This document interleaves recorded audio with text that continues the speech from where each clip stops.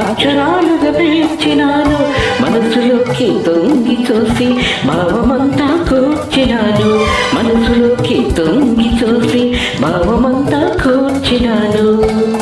నీ కళ్ళలో నా కడులు కలిపినాను, నీ అడుగులో నీ అడుగు వేసినాను. ఈ ఉత్తరం నా జీవితం, నీ సంతకం నా జాతకం. చూశాక నిన్ను చూశాక ఆగలేక మనసాపుకోలేక రాశాను.